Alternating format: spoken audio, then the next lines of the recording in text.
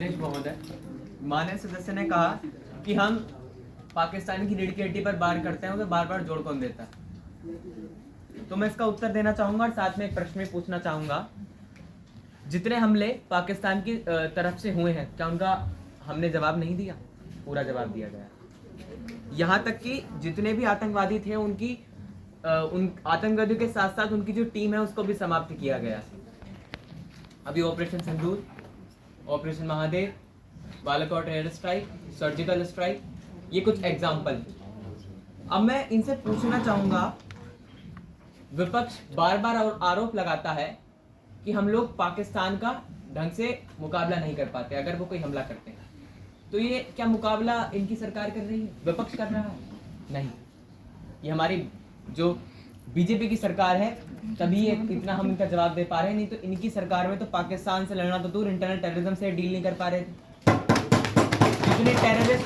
जितने भी टेररिस्ट उठते थे वो हमारी भारत की मिट्टी से निकलते थे और उन लोगों को ये सजा तो बहुत दूर की बात है, उनके साथ फोटो खिंचवाते थे। इसका उत्तर दीजिए। बीच में अपने भाषण में यह नहीं बोला कि भारत हमले नहीं करता।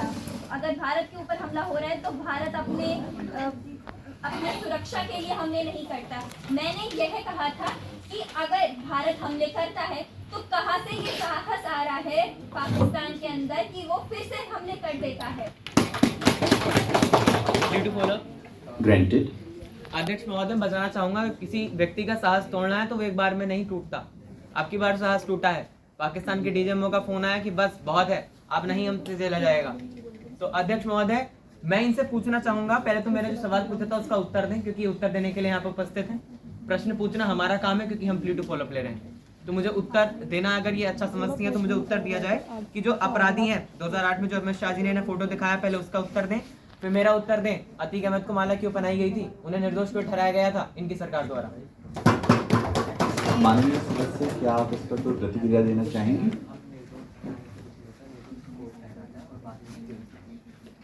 माननीय अध्यक्ष जी, मैं यह कहना चाहूँगी कि ये जो चीज़ थी कि भारत अब सुरक्षित है, ये तो इन्होंने पुलवामा के समय में भी कहा था।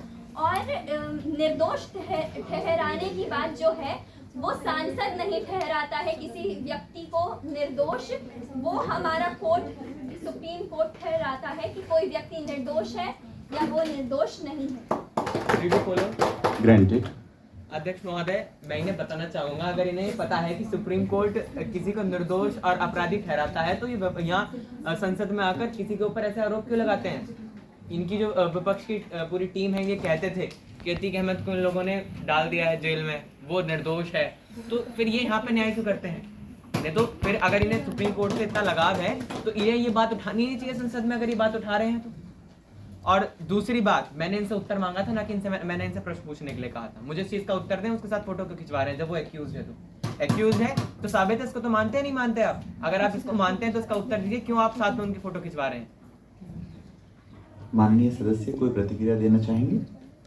माननीय अध्यक्ष जी, सबसे पहले मैं इनसे यही इंफॉर्मेशन का सोर्स निकलवाना चाहूँगी कि इन्होंने कौन सी फोटो ये प्लीज सेक्रेटरीट को प्रोवाइड कराएं। और बिल्किस बानो, इनका बलात्कार हुआ था और जो बलात्कारी था उसे बीजेपी के नेता ने ही छुड़वाया था। क्या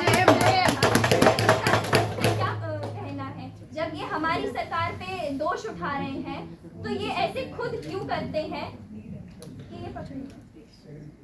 माननीय सदस्यों, मैं आप दोनों से ये अनुरोध करूंगा कि राजनाथ सिंह जी, आप जिस फोटो के बारे में बात कर रहे हैं आप उसका सोर्स दे सेक्रेटरीट को, तभी ये आपका थर्ड POI कंसीडर किया जाएगा।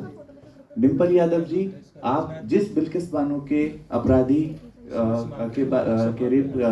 के मामले में अपराधी के बारे में बात कर रहे हैं, आप उनका भी पूरा सोर्स के साथ क्वेश्चन रिटर्न में पूछें, तब आपका ये क्वेश्चन माना जाएगा। दोनों सदस्य अपना अपना स्थान ग्रहण कर